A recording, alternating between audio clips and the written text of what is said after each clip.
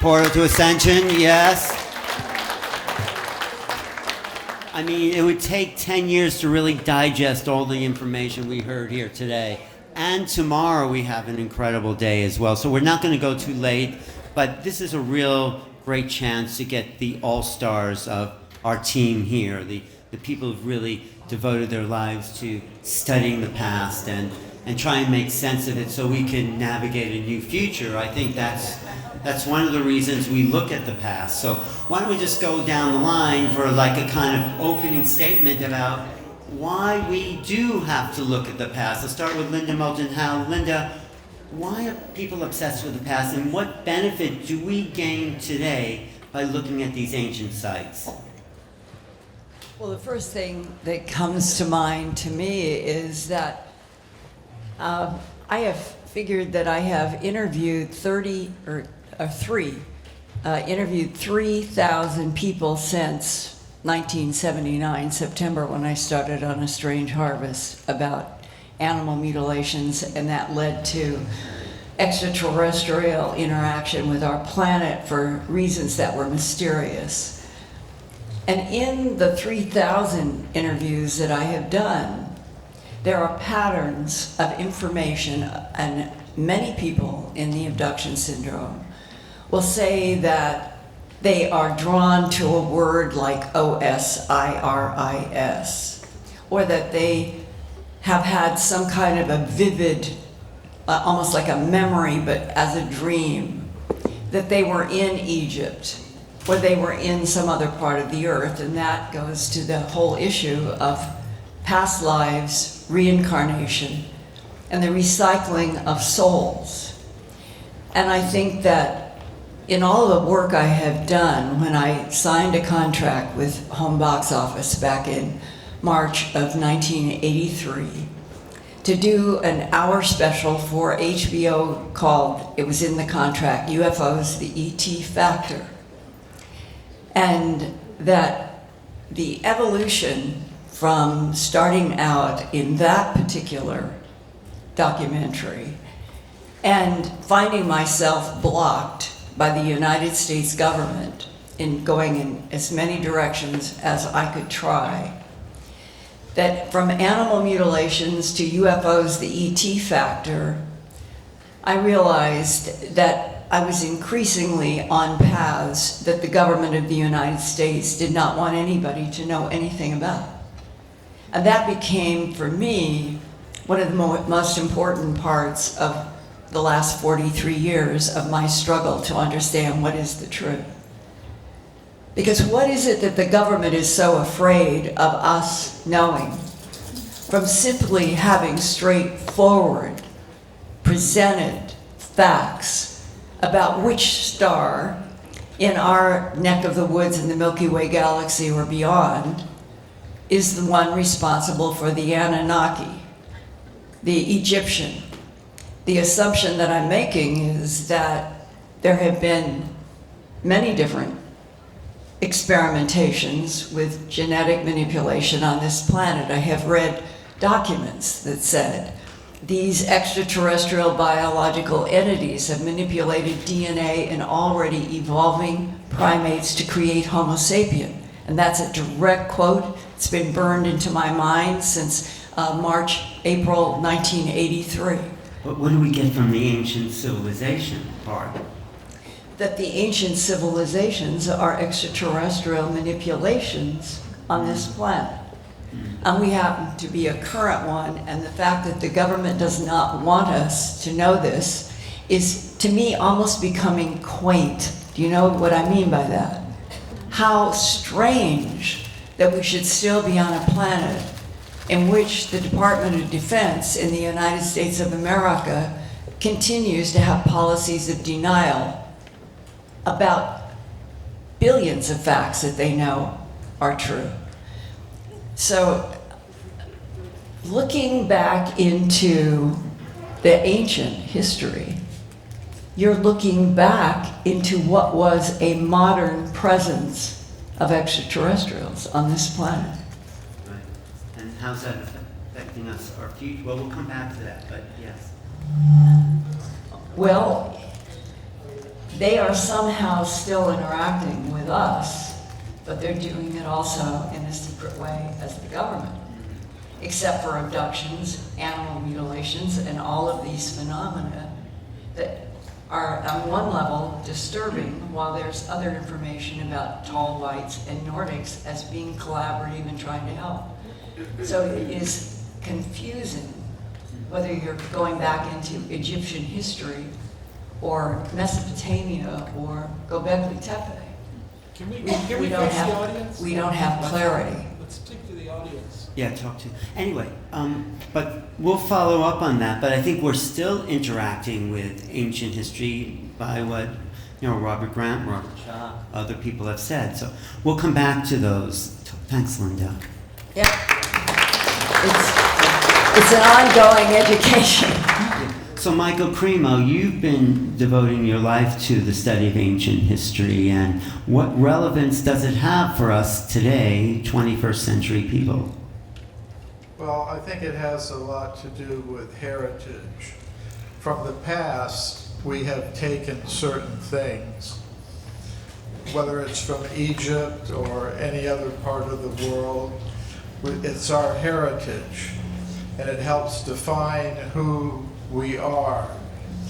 And we have to think about what we're going to leave to future generations. In other words, today we are determining what people will regard as their heritage in the future. So right now, even if we're talking about things from the past, we're really talking about the future. So I started looking into the past in about 1986. And I began looking for the answer to the question, how long have we been here? And what I found when I looked into the original scientific literature, not what you see in the textbooks today that are used to teach people in the school, but when I looked into the original scientific reports, I found abundant evidence that humans like us have been present for vast periods of time on this earth. And that says something about our origins, because now we're told we're simply machines made of molecules in competition with each other for survival.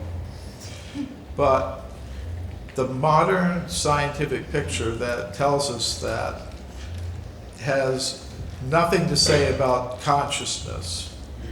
And consciousness is something we all experience. And that consciousness is, now we're told, it's a byproduct of matter. If you organize matter in a sufficiently complex way in the brain, it'll generate consciousness. So we're told, as conscious, intelligent, personal beings, we've evolved up from matter. I don't think that's the case. I think we're originally beings of pure consciousness that have devolved into the world of matter. So I was really amazed. I wrote a book called Forbidden Archaeology, which is about stones and bones. And I was really surprised. I started getting invitations to speak at gatherings like this, and UFO gatherings. And I was wondering, what's that got to do with archaeology? Well, that's the question, yeah. But the link is hidden knowledge, knowledge filtration, whether it's in the field of UFOs or paranormal research or others. There's a filtering going on.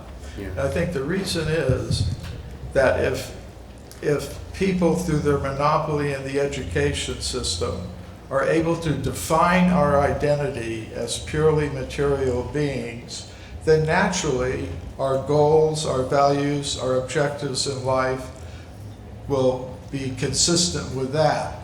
And that means we work hard to produce and consume more and more material things, and that generates wealth that goes into certain pockets who have power, the 1%. And they are trying to make the heritage of this planet purely material. And that marginalizes people like you who are sitting in this room. You're considered to be the outliers, Right. the marginal people. You're not in control of the whole society. And there is an extraterrestrial element to it. I think there are hundreds of thousands of human-like species scattered throughout the cosmos. And many scientists are beginning to think like that now. So the heritage I would like to leave is a heritage that leads to a consciousness-based picture of reality, where we solve our material needs, we satisfy our material needs in the most simple, natural, fair, and efficient way possible, with justice for all, and put most of our human energy into developing the resource of consciousness. And I think that's why there's so much resistance to this sort of thing today. I agree. I totally agree.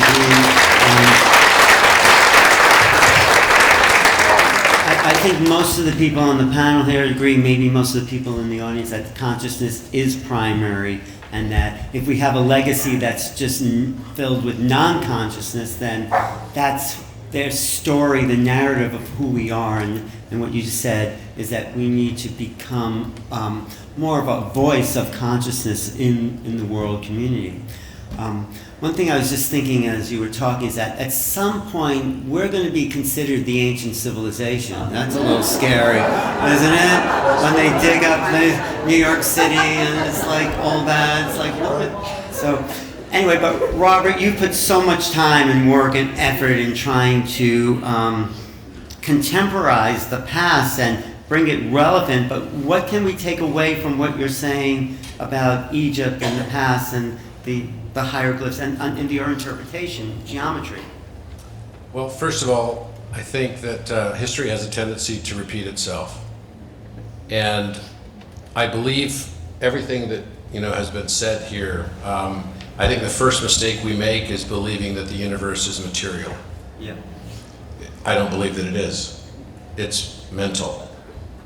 It's the core principle of mentalism that starts to unlock a lot of the mystery that we all experience. And I really like the quote from Max Planck that was already referenced by Dr. Schoch. There is no matter as such, right? All we can conceive is that there is an intelligent mind behind all that is. And when I start thinking about it, it's easy to devolve and start feeling like the world is happening to me, that I'm trapped in some Metatronic distortion, right, or a daisy of death. And I turned to a very ancient Chinese proverb, which is, the man who blames others has a long way to go on his journey. The man who blames himself is halfway there, and the man who blames no one has already arrived. I'm going to remember that next time I have an argument. Thank you. That's good. You also remind me of that quote by George Bernard Shaw, who said, "What we learn from history is that we learn nothing from history." That's the thing. I feel like this all the time. The more I learn, I feel like the less I actually know. And, what if we're in a spiritual life simulation game? And if we are, then you could start to think about, okay, if you're going to create these things where there would be these separations, like octaves of music, that would be separations of dimensional frames of perception. And we probably wouldn't choose the easiest path. Now, we don't experience the world as it is, we experience it as we are. We all experience the world around us with observation bias.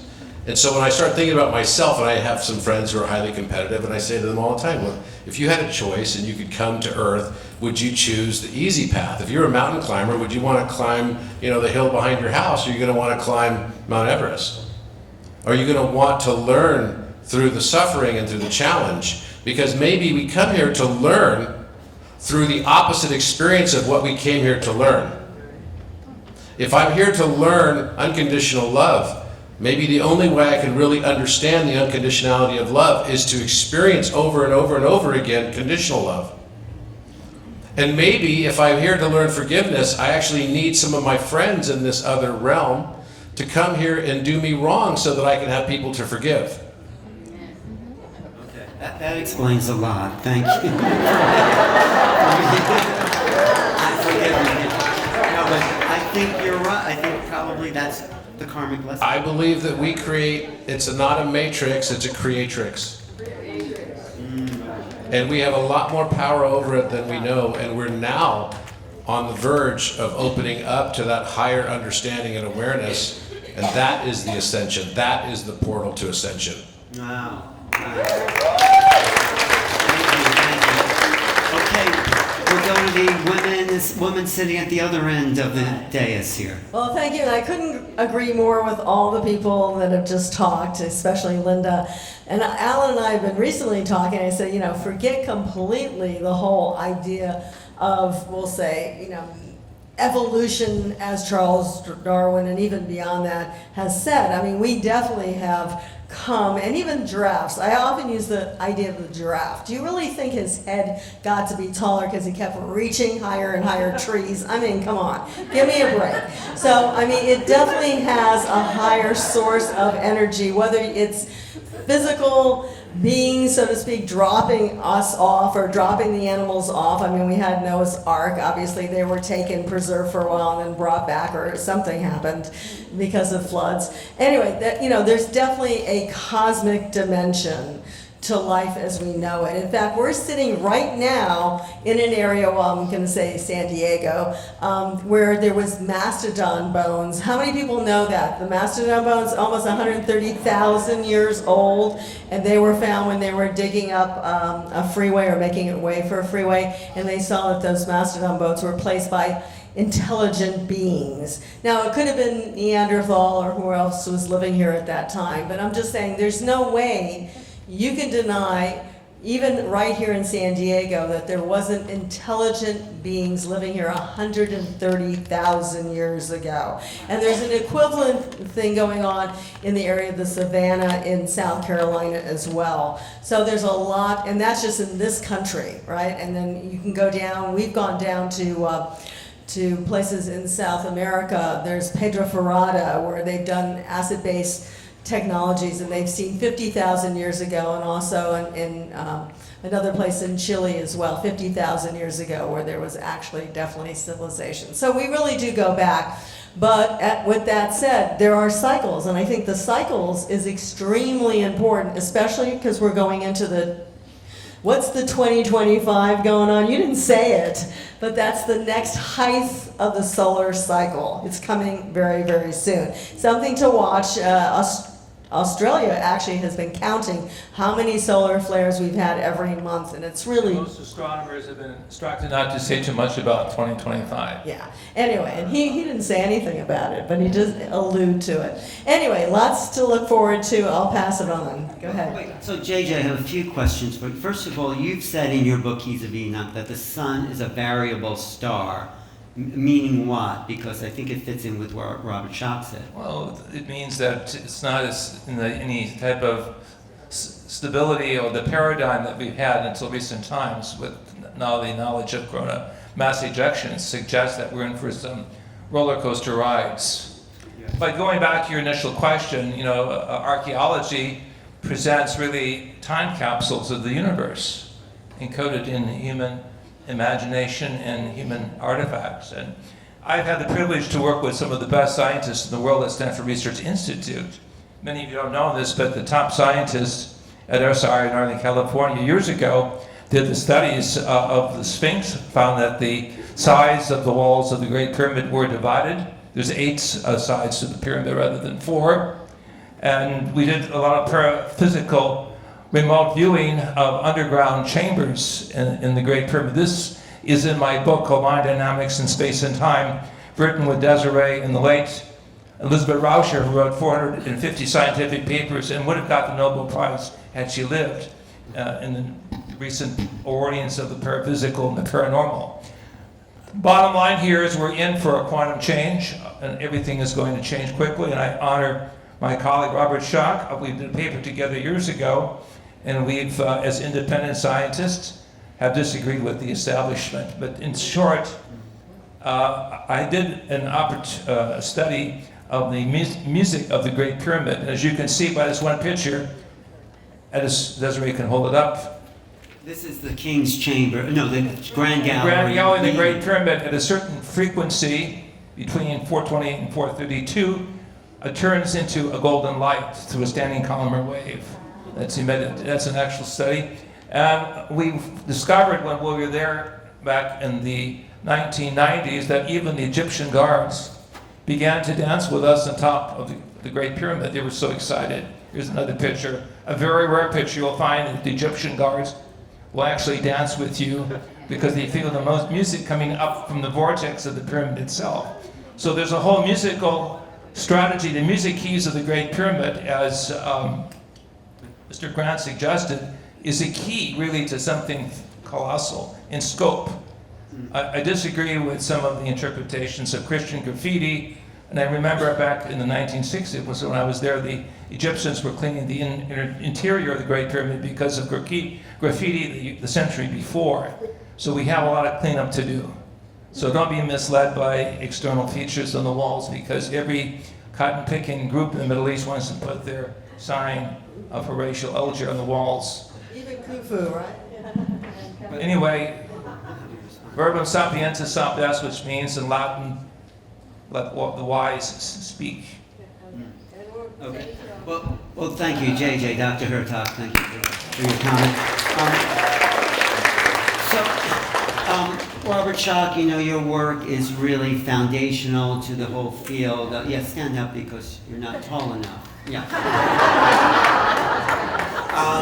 So, you know, like Robert Grant, other people said, the ancients have left us a monument, a record in stone and in music, and you're saying also a warning, perhaps, to the future. So, do we have anything we can work? I mean, what do we do about it? Do we bury our cities like Göbekli Tepe? I mean, what do you suggest for the future? Yeah. There's a lot of things that go through my head. Now I'm standing up. I'll tell you why I'm standing up. Not because of you, because I was hidden behind the podium and I couldn't see half the audience. So I want to speak to the entire audience. That's all. So first off, and this sort of ties in with your question, but I want to make a comment. Sure. Because I was asked by Robert Grant as I was watching, was I surprised? And I shook my head no, but I want you to understand why I was shaking no. Nothing when it comes to Egypt and the ancients surprises me now, or almost nothing. And I think this ties in with your question, why is it so important? Because I'm convinced that they had understandings, they had insights, they had knowledge that we have lost, that we have to try to regain. So that's why I was shaking my head no. Not because I already knew it, but because no, I wasn't surprised. I've learned that, well, I'll put it bluntly, they knew things, and I'm convinced of this, that we don't know, or we're just discovering, and I think they knew things probably and had insights that we still don't have. So we still have a lot to learn from them.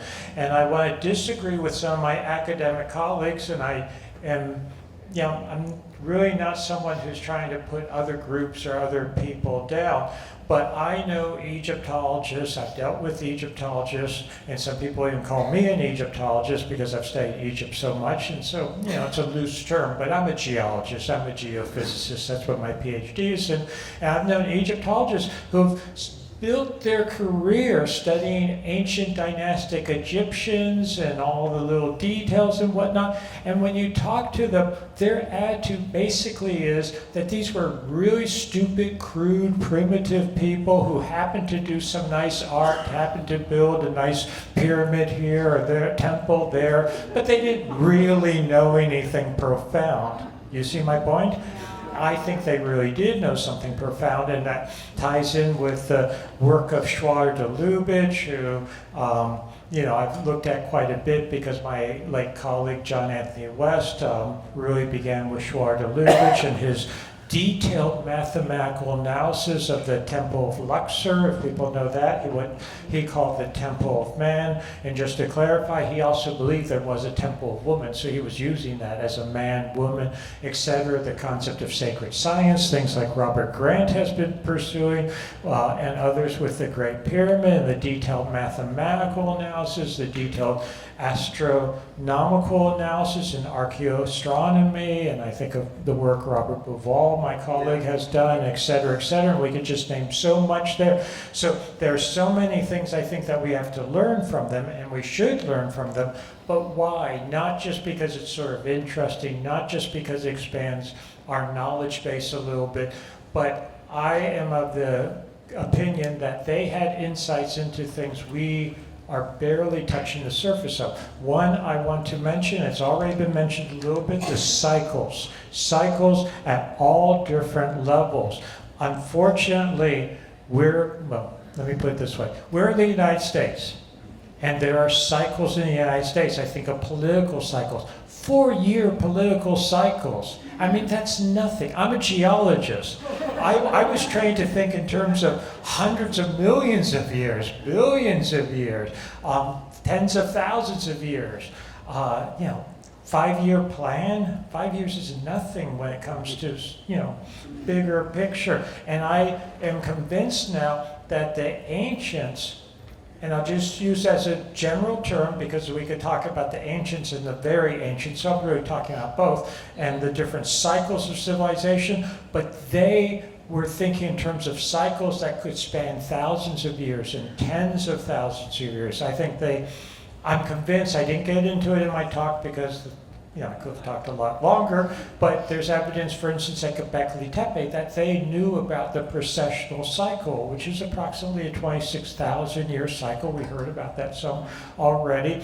So they were aware of bigger picture, if I could put it that way, aspects. And I also agree that with some of the other comments that they probably were not necessarily so materialistic in that sense, but more spiritual, conscious. That was important to them. I have to admit that I was trained in part in sort of, there was one aspect of archaeology when I was an undergraduate, graduate student. It's basically materialistic. Everything had to be materialistic. So I'll give you a quick example that we couldn't have civilization until you had the material goods for civilization, which means you had to have agriculture and domestication, and you had to have counting so that you got people making money so that they could store goods, and then they could have a king and he could pay artisans. Do you see my point? Very sort of, I'll put it this way, Marxist point of view, materialistic Marxist point of view. And I think that misses a huge aspect of the ancients and spirituality and deeper meaning and consciousness that they were very, very involved in. So there's all those types of aspects. The concept that there was a civilization before our cycle of civilization. So I want to make a comment lastly on that. I talked in my presentation about what I call earlier cycle of civilization. I actually call it the Urian cycle of civilization, being Indo-European for proto or beginning or early version of something. And that ended, I'm convinced, as I pointed out, 9700 BCE or thereabouts at the end of the last ice age. Why? Because the cycle of the sun and solar activity, and as J.J. Hurtak has already mentioned, that the sun is not as stable as we have tended to believe for the last few hundred years, and this is really a modern concept that's just starting to take hold in the scientific community. That's a star like a lot of other stars. I think the ancients, based on the evidence, knew this and understood this, and certainly understood it from a practical point of view because they experienced it, and they tried to leave, perhaps, whether intentionally or unintentionally or somewhere in between, we can argue, but information about this that we can, in a practical sense, benefit from. So even when there's people, not necessarily people in this audience, that couldn't care less about learning about ancient history or anything else, they do care that their electronics are going to go poof when the next major solar outburst is going to occur, and I'm convinced all the geological, astrophysical evidence indicates that this could be right around the corner. And so I'm not a fear monger. I'm not trying to sell you prepping tools or something. But I think that there are very, very, very, very practical things we can learn from the ancients, studying from the ancients. And as Alan said, we're someday going to be the ancients. And do we want them to look back and say that our total society and civilization was devastated, even though we had the warning signs, even we were starting to learn from the previous cycle how we might be able to survive it?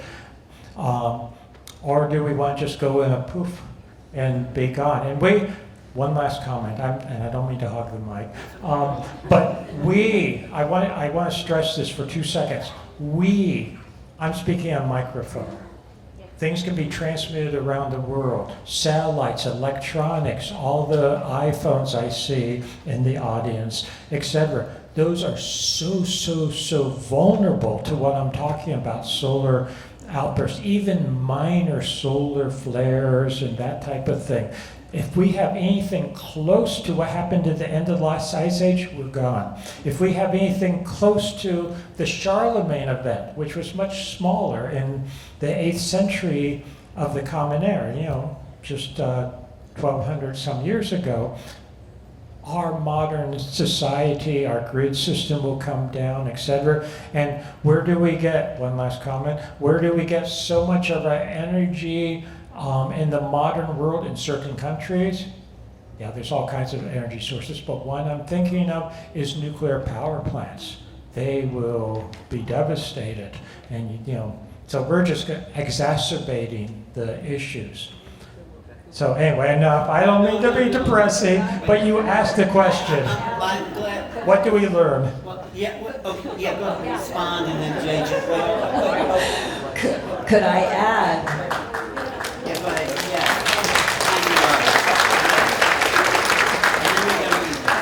Yeah, go ahead, Linda. Could I add what I have read in some documents that were speculation, but I've also talked with people who have had some passing information in jobs that they've had in Intel, that the ancients, at least some of them, were full-blood extraterrestrials based on this planet, and not just the surface deserts, but inside mountains, bases inside, that the length of existence or coexistence of other beings on this planet goes back a very long way. This current model is only 45,000 years old in the crossfade with Neanderthalensis. And then you add to that the briefing that was given to Ronald Reagan, March 6th to 8th, 1981. I've had 2 people who I have had work with in Washington, D.C. for about 20 years. And both have been able to confirm that Ronald Reagan went to Camp David March 6th to 8th, 1981. Mm-hmm. And I'm talking about the Serpo material, which in my work, it's been way more supported than contradicted. And everybody should read the Serpo material. Yep. And if the briefing is as it is stated in the Serpo material, then Ronald Reagan was introduced to 5 different extraterrestrial civilizations, described as such, given names by a man who was working in a very large biochemistry department. And the names included at the start, Eben was extraterrestrial biological entity, and those were the ones with the pear-shaped heads, not the pointed chins, that we would say were gray with large black slanted eyes. Very specifically, the Ebens were identified for Ronald Reagan as being a kind of ally in the United States, and that there had been a treaty of some sort. And then the next was archeloid. And it was spelled A-R-C-H-Q-U-L-O-I-D. And the definition, as it was explained to President Reagan, newly elected, is that the archeloids were a genetic experiment by the Ebens. And that the Ebens had made the archeloids, which had very large noses, somewhat bullet-shaped heads, that they put ropey headdresses around. All of this was described. And what automatically then do you see? Anunnaki, Assyrian.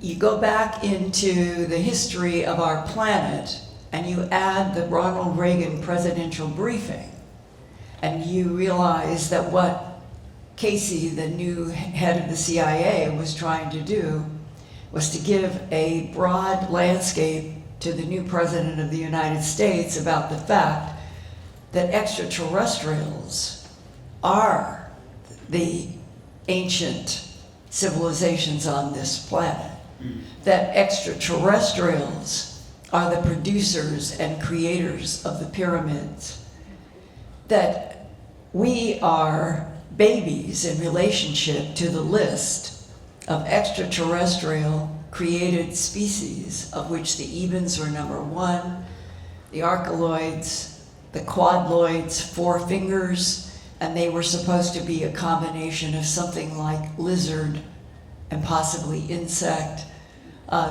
There was, the 5th one was the tronoloid. And that was the first in public description, March 6 to 8, 1981, of an insect civilization that is a tremendous threat to this planet. They want Earth and they don't want humans on it. They'll sound like very dramatic words. I've had more than one discussion with people currently they say that the tronoloids are a major threat, and without the tall whites and the Nordics, we would have been perhaps annihilated a long time ago. Now, why I said all of that is those 5 in the Serpo and being introduced to Reagan. Yeah. What was being introduced to Reagan is we humans really are babies on this planet in comparison to civilizations from other places in the Milky Way galaxy and beyond. That are still in control here. That are still interacting, Right. and that we must become educated about what is the truth in the history of this planet that is extraterrestrial first, and we come later in what would be genetic experimentation, the manipulation of DNA in already evolving primates to create Neanderthal, Denisovans, and Homo sapiens. I think JJ has a response. No, Desiree has a response to Yeah. that, and then we'll continue this. So I like to try to pull both sides of the panel together. So someone said earlier, and they're right, Dr. Hurtak also says it in the keys, that this planet has in the recent times been in a state of quarantine. Now we all know what that means, of course, but it's really quarantine from these extraterrestrials that had in the past, as Linda had just said, had free reign over this planet. You go back to Genesis chapter 6, if anyone's biblically orientated, or the ancient book of Enoch. And they said that the people on this planet had relations with the sons of God, and those are not gods, but the sons of God. And they created giants. They created beings that were we'll say, destroying the earth because of who they were. And so the book of Enoch actually says there was a flood, which is very interesting, to go back into what Linda's trying to say, the certain kind of position of the genetic code that needed to continue on this planet. So this is biblical history, actually, ancient history in terms of what we've been told, but no one takes it seriously. But maybe there is, that previous civilizations on this planet had been misused, much of what Linda just said, and that now we are in a chance, because we are who we need to be, to make a difference. And we believe, from a higher standpoint, that we actually do have a certain light energy code structure within us, a higher consciousness within us. And that allows us to achieve greater levels of consciousness that we have been told. In fact, in a certain sense, we've been dumbed down, not only by governments, in a certain sense, who are not telling us the real truth, not only by archaeologists and those who control the sacred sites of the planet who have not let us continue on, but also by certain consciousness levels surrounding this planet that have tried to keep us somewhat without a higher knowledge. So this is the age of synthesis. And to bring these two disciplines together, archaeology and we will call space science or off-planetary cosmology, we just simply have to look at the facts. Before Giza, Giza was called Al-Qahira, which means Mars or the spacious one. I was one of the first to release documents from NASA archives of the pyramids on Mars that have a unique relationship mythologically and physically with the pyramids in Egypt. So there's a whole new realm of Egyptology and off-planetary sciences that will be released. I believe with the coming disclosures from General Chaim Ashed from Israel, who actually wrote a book dealing with secret negotiations alleged between the American scientist and the Israeli scientist and the cosmic others. Whether this is for real or not has to be determined by the experts. But nonetheless, Egypt is an archive not only of human history, but I believe also as a capstone of knowledge of the higher dimensional worlds. Yeah, well, it's so interesting that here we're talking about ancient civilizations, but we keep coming back to extraterrestrials.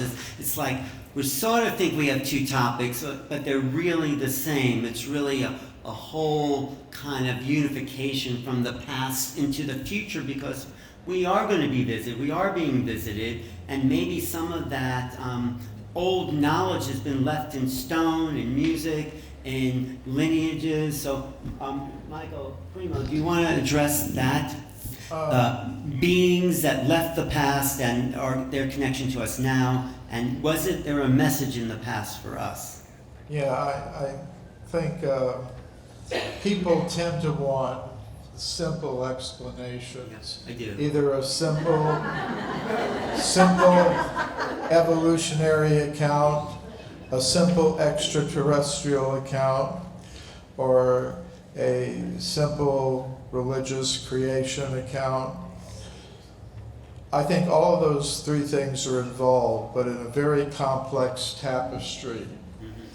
I think there have been universal cosmic wars where you could say the darker forces who want to control and dominate everything have conquered the universe, including the Earth. But there's also an element of some cosmic conscious being who is basically motivated in a good way that balances things out eventually.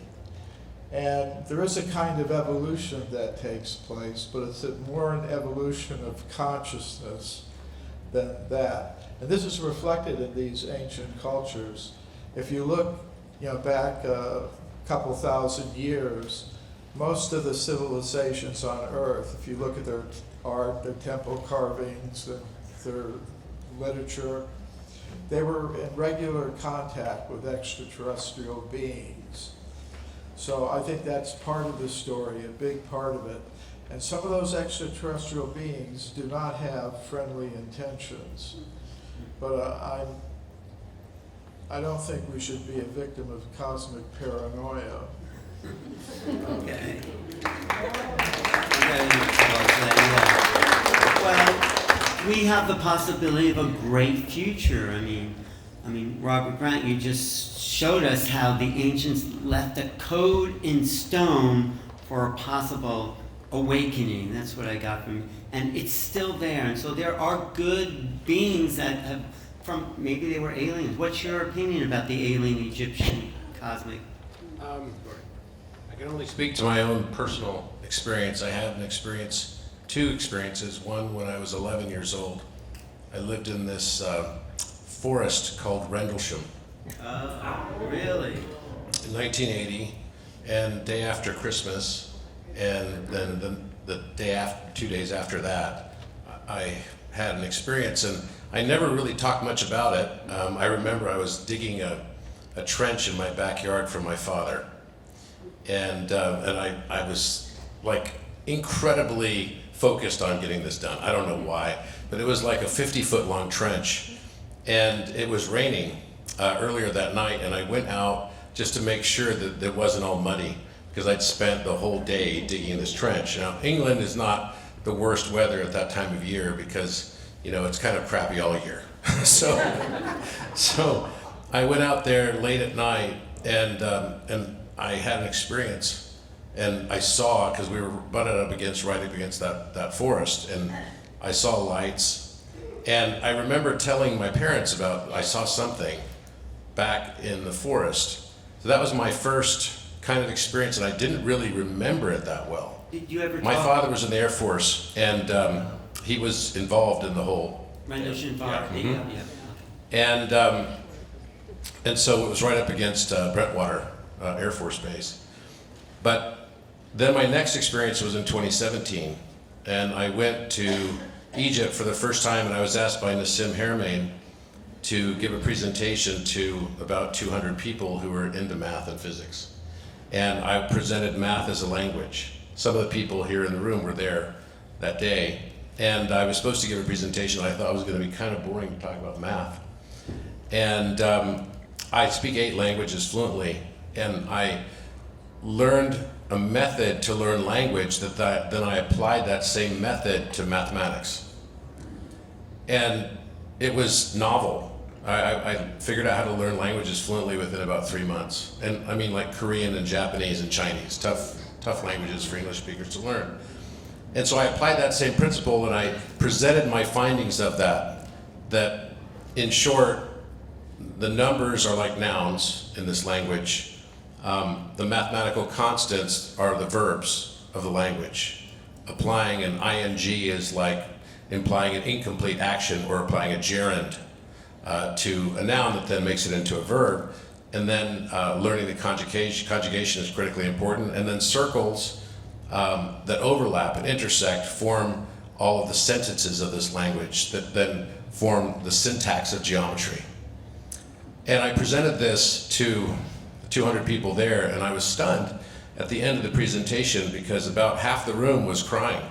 After 4 hours of a math lecture, that was something I didn't expect.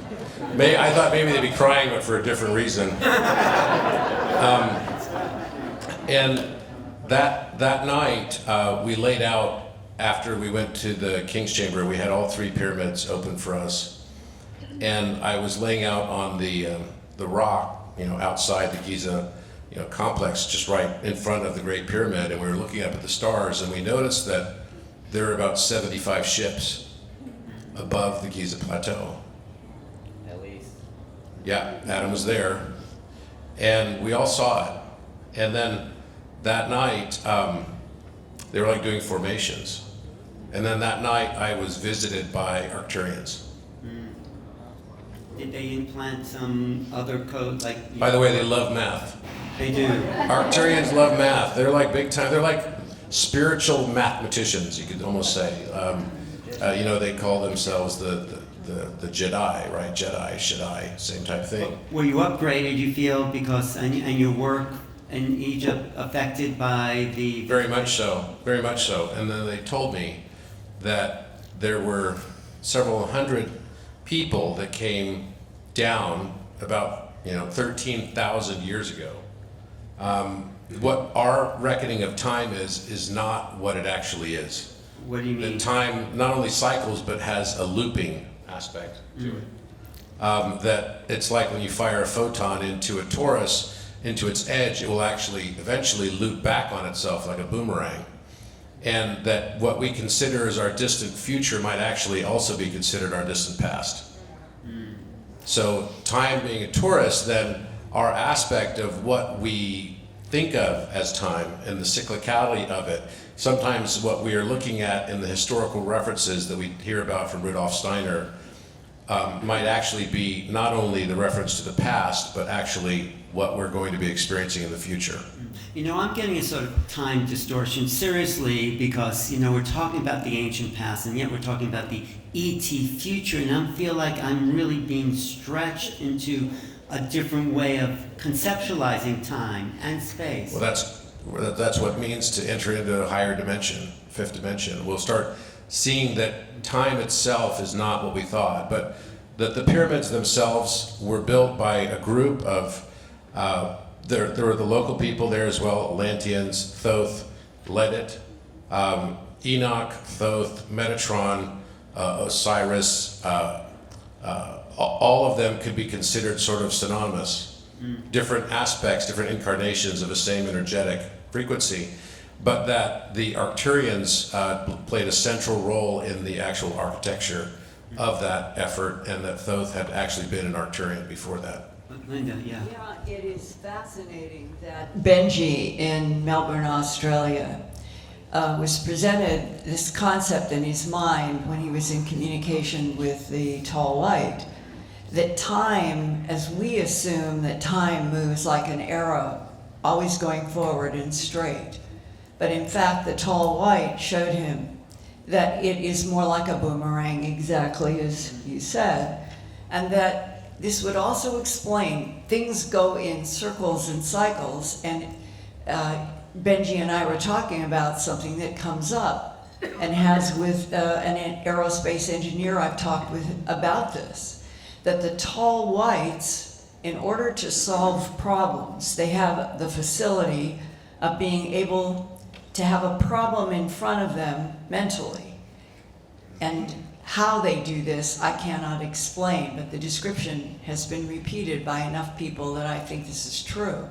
The tall whites will take a problem and they will project it in a stream, a time stream, to the future. How far they go is probably determined by some mathematical thing that they do. But then they bring whatever they find in the future and they go back equally past the problem in the past. And that they can go past and future more than once, moving, and then they come to the present and they have the answer for the problem.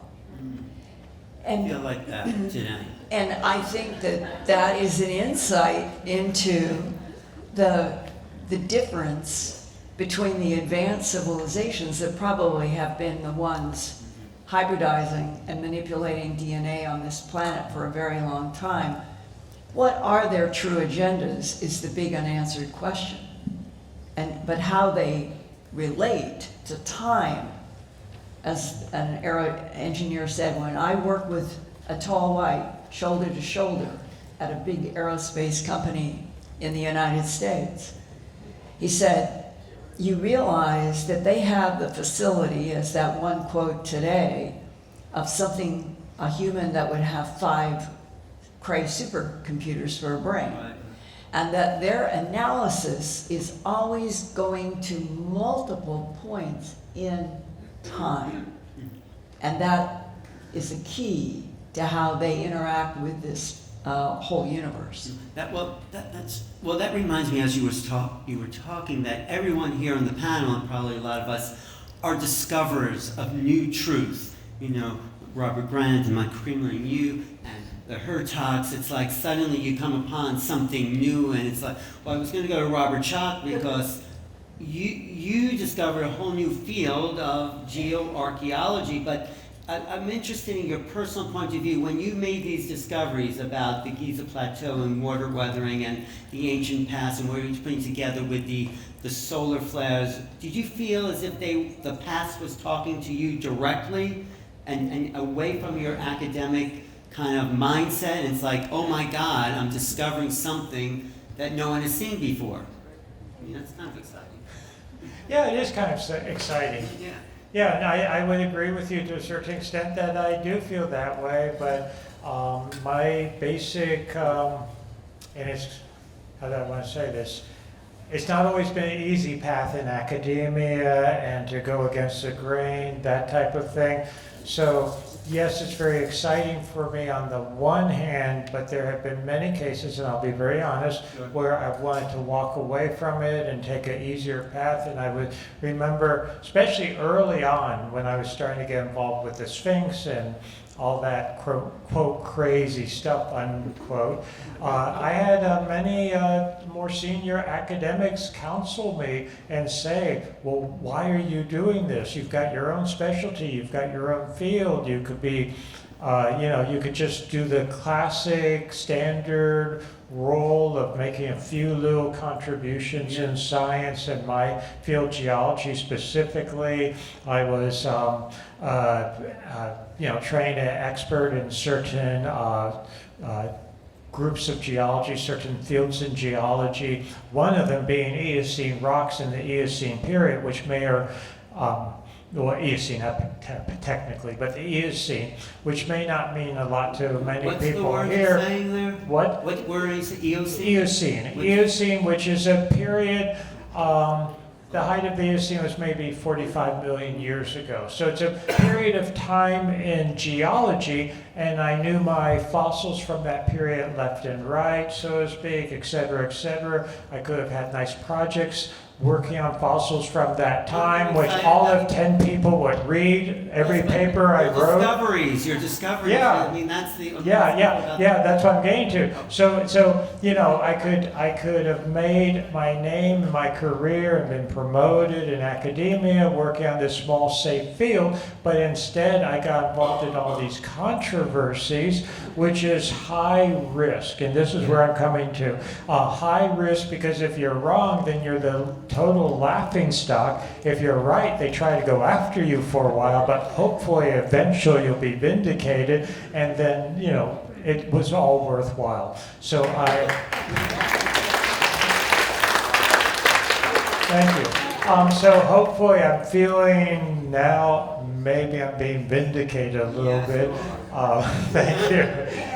So that's very exciting. So it's in a way, not to belabor your question, but in a way going through this path, for many years, it's not like I look and say, oh, I'm making this great discovery, it's wonderful. No, I was worried that I was wrong, number one, because so many people were telling me I'm wrong in academia. And even though I felt I was right and I have to follow the evidence where it leads, even if it goes against the grain of the conventional academics, there wasn't a whole lot of solace in emotional sense because I was being so attacked, beaten, et cetera, that it's only recently I've had sort of time to reflect on what you're saying. It's what I'm trying to say. So now I reflect back 30 years ago, and I guess I'm glad I did it. It stuck with it. We're glad you did it,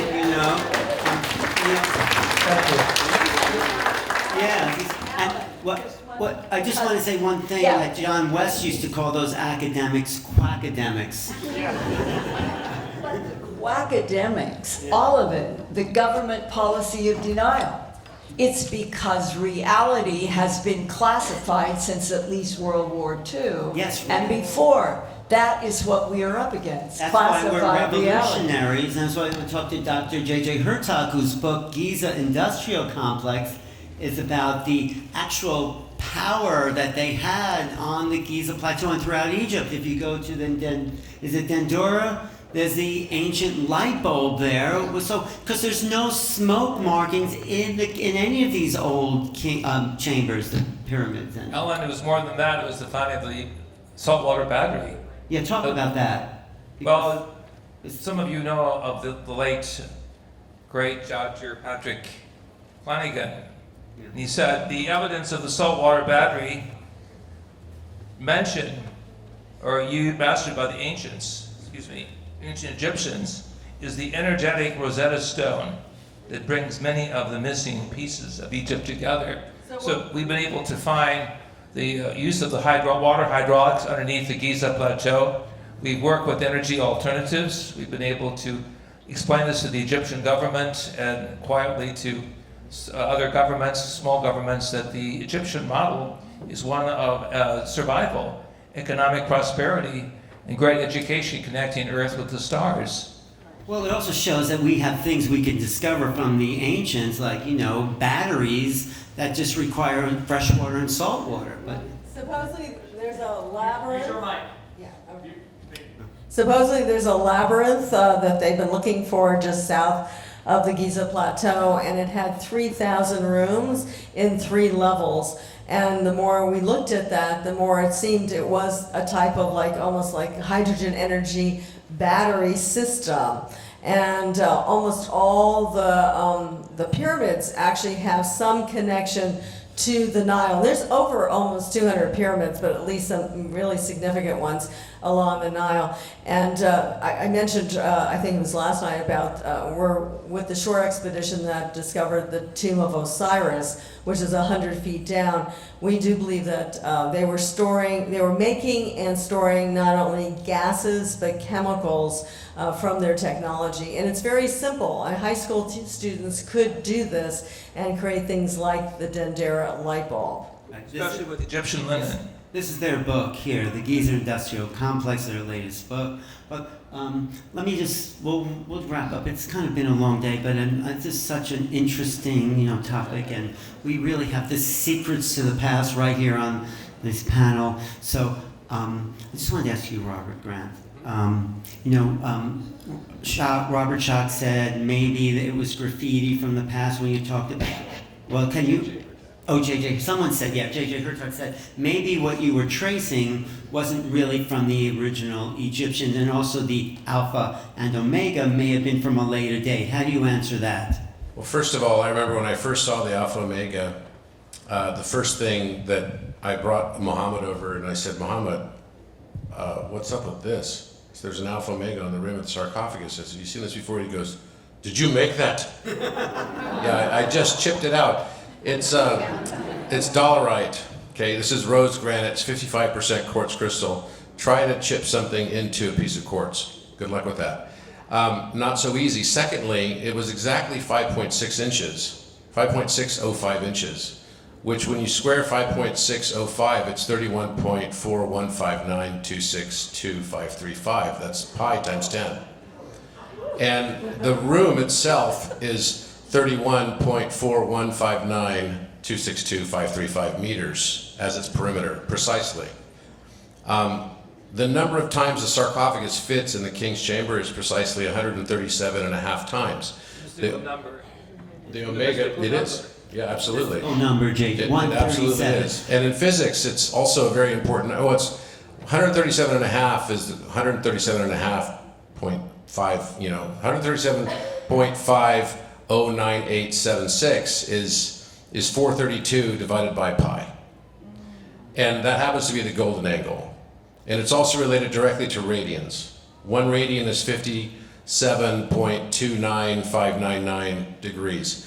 And it fits, a radian fits 2.4 times exactly into 137.509887. Now, why is any of this important? Well, the number of times the sarcophagus fits in the king's chamber is exactly that number. 137. 137, which is also related to, now when you take the space out of the center, it's 137.036 times. That is the fine structure constant. Fine structure constant is the electron coupling constant. For those of you that like physics, in the room you'll recognize that because it's the exact threshold energy required to have an electron either decide, well, not decide if it's conscious, maybe it is conscious, the double slit phenomenon would say that it is, but either it is going to emit a photon or it's going to jump to a higher valence shell and absorb it. That threshold is a mirror of light and dark. And that mirror of light and dark is what Richard Feynman referred to as, we don't know how God pushed his pencil, but we know he pushed his pencil on this somehow. And it's the most mysterious number there is. If you look at Yahweh, it could also be seen as pi times 7 and pi to the 7th power. So this is the shape of the letters of Yod He Vav He. Now that also would turn out to be pi times 7 is 22, pi to the 7th power is 3020. That's the exact perimeter and feet of the Great Pyramid. And when you put those on top of each other, 22 over 3020 equals 1 over 137. So maybe it's all coincidence. I don't know. I like math. And probabilistically, it says to me it's not likely. And I would also say then that the petroglyphs that we find on the walls, I don't know when they were made. I'm not trying to make a claim that I do know when they were made. But what I can say is this, is that they are etched with very, very fine etching. We not only found this same type of etching in Giza, we found it in Saqqara, we found it in the Valley of the Kings. Every one of the sarcophagi. And we also found it at the Osirian. The oldest places in Egypt are the Osirian, the Saqqara, and the Giza Plateau, in my opinion. This idea that the Step Pyramid was the oldest pyramid by Djoser is, I believe, it totally incorrect and false. Just look at it, it's entirely asymmetrical. You have much larger stones on the Giza Plateau. There are 9 pyramids that have these kind of stones across Egypt. And they make literally the shape of Orion across Egypt. Now, what this says to me, and I look back in history, in Epic of Gilgamesh, as well as what we think of as the Bible, is not really Christian. I could even make an argument that's not really Judeo-Christian. It's something that's a cross between the Epic of Gilgamesh. It's certainly not the Geb-Nut story of creation. Now, is this something that Menkaure was defaced later on with this very high precision etch that somehow, in the case of the Alpha Omega, matched precisely the meaning of Apis, Bull, and Hathor, which the Apis is the representation of Osiris, the great bull of the West? I don't know. It just seems very unlikely to me. And when I look at it, I believe that, it'd be very unlikely that they would carve on the wall Satet, which is Artemis. We can go back and look at the Sumerian gods, the 7 gods in the Sumerian pantheon, then going to the 9 gods of the Egyptian pantheon, and the 12 gods of the Greek pantheon and the Roman pantheon. They all have relationship to each other. And these stories tend to travel through time. Now, maybe they're on a cycle. Maybe what we consider as the past is the future. What I do know is the more I learn, the less I actually know. Thank you. Okay, yeah. All right, Well, we're just going back to tie it all together, and it's interesting that the Keys of Enoch, as well as Linda and all of us, and many of the other speakers today, talk about the significance of Orion, which is the star shaft, as far as we're concerned, from the King's Chamber, points to Orion. It was known that the Osiris was connected with Orion. This is an ancient text. And also, if you go down to the Queen's Chamber, there seems to be an alignment as well with Sirius. And if you continue those upward, you don't see it in the pyramid itself, but it's there as the Sirius, Orion, and the Pleiades connection. So there is definitely a connection with the stars to the Great Pyramid, to, of course, as we've just heard, the alignments of all the things and the positions on the earth of the pyramid. Definitely a sacred temple, a center, I believe, of all the 12 vortices that are existing around the planet, that are being opened and activated and starting to be understood today. So the Great Pyramid is the Bible in stone. So you find all of the mythological archetypes and etchings there. And I went to Egypt to study the Coptic language as a young scholar, to translate the Nag Hammadi text, which I did 52 of the 54 manuscripts. And what was interesting, the Coptic period was 600 years. They had excellent calligraphers, mathematicians that could easily have done the detailed etchings that the later Egyptian authorities have erased. And again, it's interesting in Robert's presentation, which I liked, the first part mathematically I liked. But I take issue with the calligraphy because I've seen other situations in other parts of the world. And this is what the 2 hands of God are also the 2 hands that wash and clean the walls. But we have seen the Alpha and Omega on the top of the sarcophagi. That's there, and we do believe that actually Egypt was Christian for several hundreds of years, we'll say. So that was maybe a good time when, instead of blowing up the Sphinx, which they wanted to do recently, right? Maybe the Christians just put an Alpha and Omega sign on there with the signs of Christ. Okay, so thank you. So to wrap up, I'm just one last question, because maybe after we can take, because it's kind of late. But we're all here because we want to know. We're here at this weekend. There is some kind of portal to ascension. There's some kind of transformation. How best, Linda, can we go into the future as real human beings to create a future we want based on the knowledge of the past, based on the knowledge of all the secret documents? And what can we, each of us, do to make it a better future? Declassify reality. Okay. All right. Is that it? Okay, no, that's good. I mean, you don't have to say. It would be a great start. I think that built around your question Yeah. is the issue of what kind of government are we actually in the United States now? It is not a government of, by, and for the people, but pretends to be a government of, by, and for the people. And behind the pretense is massive manipulation of this whole 335 million person country that is a leader in the planet and has been since World War II because we helped prevail against Germany, Hitler, and how many emergences of information that may not be considered absolute historical fact the way it's presented, but from my point of view is true, that when I was told that Hitler's obsession with the blonde, blue-eyeds taking over the planet was because World War II, this is a quote, World War II was an extraterrestrial war fought through human bodies.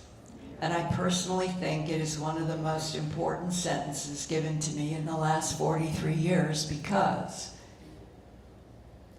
I think I can say to you tonight that I am now convinced that extraterrestrials have been manipulating human history in a huge variety of complex ways. And that leads to the question that haunts me today on this very date.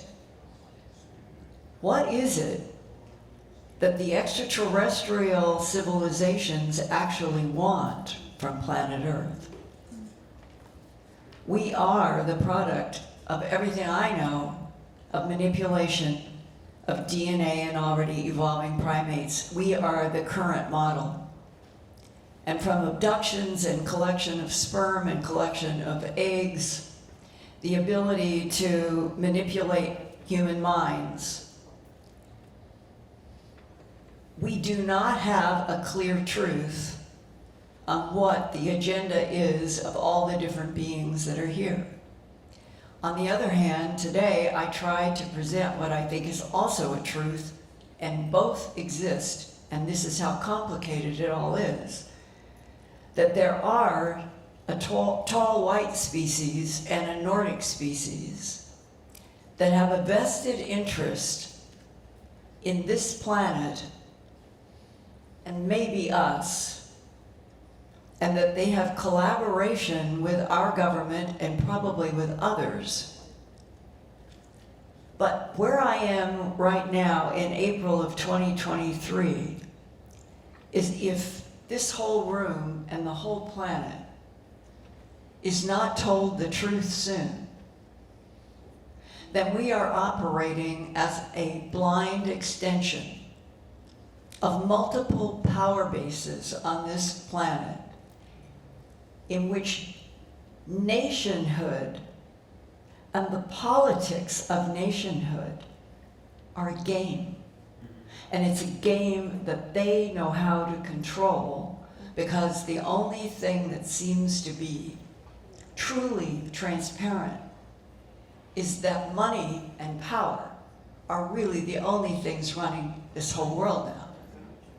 And that it doesn't really matter what is happening to humanity, when I think it should be the other way around.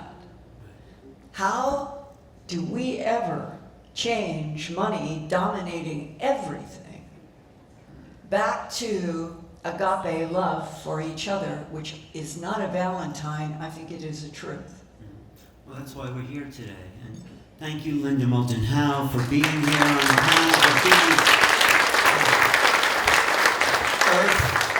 Earth Files, earthfiles.com, or youtube.com, that's Earth Files. But we'll take questions maybe after, but thank Thanks so much. Michael, I know Forbidden Archaeology, your work continues. What's your solutions to the future and the past and the present? If that's not too much. Okay. Well, just first of all, I'd like to say I've learned something from everybody on the stage here, and from many of you who I had a chance to talk to over the past couple of days. One thing we have to understand is that the powers that be are recruiting people from a young age. Just like college football coaches, they go to high schools and try to scope out who's there. I remember when I was going to high school in St. Petersburg, Florida, because I come from a family that has a background in intelligence and stuff like that, I was recruited. I didn't go, I didn't sign the contract, and friends of mine were recruited to go into science because all these government agencies, they have programs for interning students, the brightest ones. So this movement has to be able to recruit people also. Well, I think that's why we're coming together, yeah. Anything coming up for you? Any projects or books that you're working on? Oh, I'm working on a follow-up book to Forbidden Archaeology. It's called Extreme Human Antiquity. I hope it'll be out this year. Great. And what do you cover in that book? I'm just curious. Well, people would ask me, have any new cases come to your attention since you published that original book, which has become a classic, Forbidden Archaeology? Yeah, where you found old computer parts and things in ancient, past. It's something you found a lot of interesting things. Yeah. Okay. So What did you a find? follow-up book to that. It's the manuscript is completed, but getting pictures of a lot of things is sometimes difficult. What's one thing you found that was inconsistent with what we know of history? Well, 1,000 things or more. Well, just give us one. But,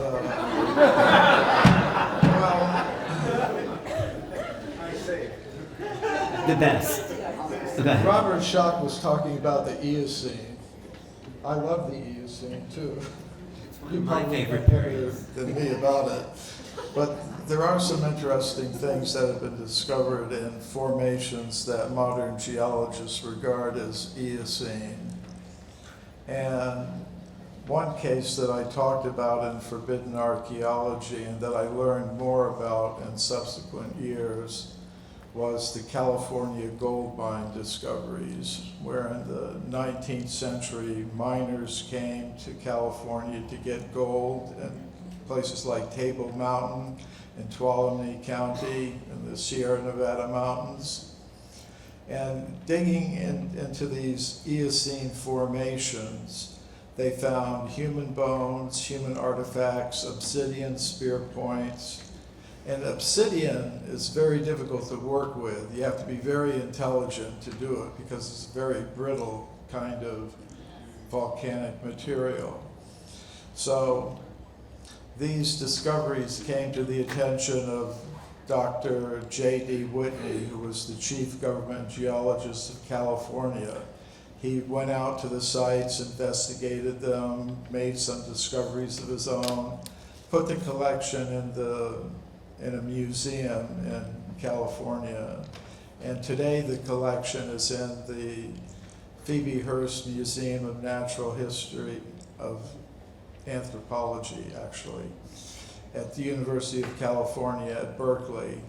And these things aren't shown to the public, not because they think, or at least I don't think they think they're suppressing true evidence, which, if known, would cause people to disbelieve in their theories. Rather, they just think they're being responsible scientists. Right.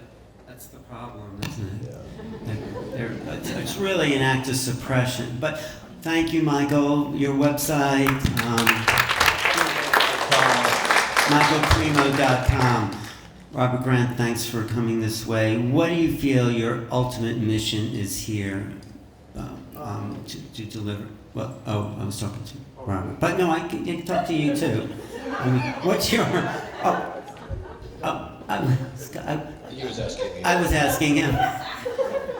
But if you want to answer, you can. Okay. I just want to say, Robert, when you were mentioning all these numbers, the two that really stood out for me were 432,000 and 864,000. Because some of the speakers here have been talking about time cycles, bigger ones than we're familiar with today. The people in ancient India had a system of cycles called yugas, and one of them is 432,000 years, and the other is 864,000 years. Probably I'm not telling you anything you don't already know. So I think there was a worldwide civilization that had knowledge of these cycles, and that's why you see these similar numbers turning up in all of them. Well, it makes you wonder too, because the mile, where does the mile come from? The sun's diameter is 864,000 miles. It means its radius is 432,000 miles. And the Euler number was only discovered by Charles Napier in the 18th century. And yet, if you calculate using 864 as the diameter of the sun, and if you look up on Google right now, what is the diameter of the sun in miles? It's the Euler number times 1 million. That's the circumference of the sun. It's exactly 2.718 million miles. Could I ask you guys a question? Mm-hmm. I've had a really wonderful opportunity to be at the University of Southern California with some physicists. They haven't published yet, but the whole issue was that we are in a holographic universe, and they are getting ready with how do they announce this. Because if we're in a holographic universe, it must be being projected from another dimension or another universe. Correct. And if it is projected, would that explain the repetition of these magic numbers? Yes. Indeed it does, and so much more too. So you asked my life's mission. Yeah, exactly. I take solace in the quote by Alan Watts. Man only suffers because he takes too seriously what the gods made for fun. That's actually pretty good. And I think my mission, one of my missions, is to personally myself to wake up from the illusion. It's not about blame. It's not about someone else. It's when I first started to realize that the things I was judging were the things I was attracting. And those things that I kept attracting over and over again only stopped when I stopped judging them. And we all do this. The things we don't like about ourselves, we find fault in everyone else because those are the things we don't like about ourselves. This is called narcissistic self-projection. And the truth is that we're perfect just as we are. I used to spend my life seeking perfection. I was the medical aesthetics king of the world. I launched Botox. I launched Juvederm. Those are my products. And it's kind of funny now because I spent my whole life seeking perfection rather than just seeing it. And I used to think that my role was to help people to realize their ideal. Realize your ideal, as in a possessive context. Whatever your ideal is that you conceptualize, you can realize. And now I realize that the truth is realize you're, as in you are, already ideal. But didn't you find perfection in numbers? Not to be personal or anything like that? Yeah. Just thought I'd ask. No, there's a point where you stop looking at the decimal extension, I guess. But what it did for me, I don't think of this as if there is a holograph that we're talking about, I would say I call it the U inverse. And actually you have a number, it's an energetic light signature, it forms the foundation of your DNA. And the experience that we all experience, and you are a prime number, and that number, that is prime will have a 1 over x version. So just take and divide the number 1 by that number, whatever your number is, and it's your birthday. I believe it's your numerological birthday.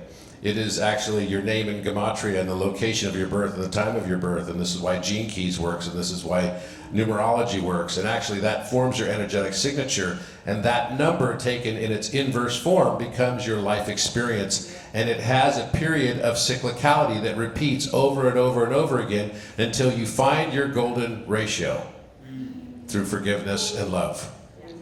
And it's just one. And isn't it ironic that if it is a holographic universe, it means it's cosmic reality that is classified, and who is projecting this universe, Maybe and it's what us. is their objectives, and we are still at that level. We are denied the truth of the reality of why this would But be a that's our holographic challenge. If it universe. was too easy, like Robert said, you would be out of a job, Linda.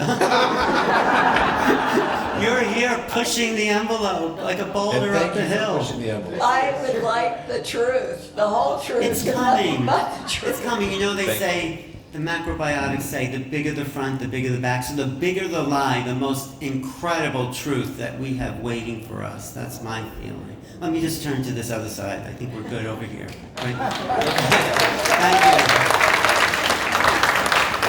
So, Robert, are we really going to be hit by a solar flare and be wiped out? That's been my question all night. Yes. No, I mean this seriously, because, He's right, by the way. yeah, seriously, we will be. It's a matter of time, we don't know when. Something I have certainly learned from geology is that these cycle repeat, they've occurred before, they will occur again, there's really no stopping it. And that's a blunt answer to your question. And this ties in with the other question you were asking, where do I see myself, etc. I think we need to look at the evidence, we need to look at it carefully, we can't ignore it. We can't just wish it away, and this is one thing we can't wish away. All the evidence is that yes, we will be hit again, and we should prepare. We should learn from the past. We should learn from the ancients. They have so much to give us, so much that we can learn from the past and apply that to ourselves in the current context, in this present moment, and going into the future. But we were given those past people were given warnings. Yeah, they were giving warnings and What whatnot, warnings but should they we weren't. look for? Well, that's something that we have to learn.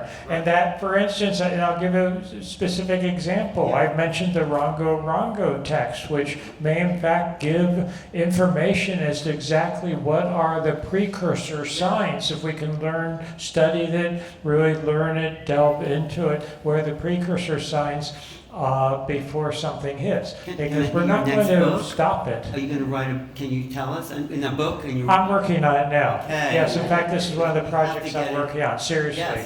Yes, Yeah. So I think we have a lot to learn, and we have to be able to face it. And what I've tried to do in my own research, academic, scientific career is to really look at all the evidence, not wish away or ignore certain evidence. I mean, there's all kinds of classic examples in the sciences where evidence that went against the grain, went against the conventional point of view, was just dismissed. It was, the cliches, swept under the rug or tossed away, etc., etc. I felt that when I first was working on ancient civilizations, my initial work on the Sphinx, people wanted to dismiss it. Oh, it's an anomaly. We'll just ignore it. No, we can't ignore We cannot ignore anomalies, because sometimes it's anomalies that tell us more than anything else, and that's the threads we need to follow up on.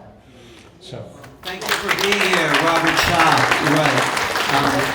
Dr. J.J. Hurtak, your work has been so valuable in uplifting people, giving them hope, seeing the higher vision. How can we inspire people that, despite the flares that may be coming, how do we live for a greater future? Well, this is a great movement. We represent multiple disclosure conferences, and I look forward to working with all of our speakers, all of you, We're at a tremendous time. We are the avant-garde. We must be courageous, we must be truthful, we must be honest. We must never lose positive energy. I would like to simply say one of my favorite mantras is from Japan: may peace prevail on earth and in the heavens. May this peace prevail in our hearts, without which all of this other stacks about this and volumes about that doesn't move humanity an inch. It's the greater love of the divine and human partnership. That's the glory. That's the kingdom. That's the cosmic Christ at work. May we be blessed. Nice. Desiree, do you want to lead us in a peace prevail on earth, or is it too late for that? Might be a little late, but It's never too late for peace on earth. No, I just want to say that one of the signs may be the coming of cosmic intelligence in the heavens who know about what's going to take place on this planet or in this area. And I think they've been giving us information and help for the last, many years to grow us so we can be cosmic citizens with them together. And I think that that is really what's going on right now. I think many people feel that and recognize that. So that's why they're going to the sacred areas like Egypt. And I did want to put a plug in, not only for Robert Schoch's tours, but for Alan and Joan of Angels and Neil and our tour also coming up in September. September 6th, you can sign up in the back. Egypt. What is it? Egypt retreat.com, is that the name of it? Well, there's a postcard in back. It's a long day. Anyway, so it's going to be a great tour, just as good as... Egypt Ascension Retreat. Yes, thank you. That's it. So anyway, but we need to go, these places, even if we do it mentally, because we don't always have to physically go there. For some, it might be very difficult, but to send energy and to connect with our cosmic counterparts. And I believe even on higher levels, because we believe we're going beyond not only the third, the fifth, the reason you can do past and present simultaneously with these aliens is because you're working the 8th dimension. That's the work that we were looking at with Elizabeth Rauscher. The 8th dimension will put you, like Vivian was saying today, you can put aspects of yourself into these other spaces and manifest or not manifest depending on what's needed. Anyway, lots to do. We're all part of the cosmic new dimension that's growing, and I think there is ongoing life. If we're talking about extinctions in the past, we're still here. We're going to be here. The cosmic dimensions are here to make sure we continue. And you're speaking tomorrow what time? About 2 o'clock, 2:15. Thanks. Right. And I do think, to conclude, that yes, we need to look to the past, but also to possibly the ETs making contact is the key I got there. But that is going to take us off this cycle of human destruction and denial. If we can really open our minds and brains, it's in the book, to make contact, then maybe we can create a new species of human beings and a higher consciousness that will bring us into truly a fifth dimensional reality of an awakened consciousness. Thank you so much. I'm Alan Steinfeld.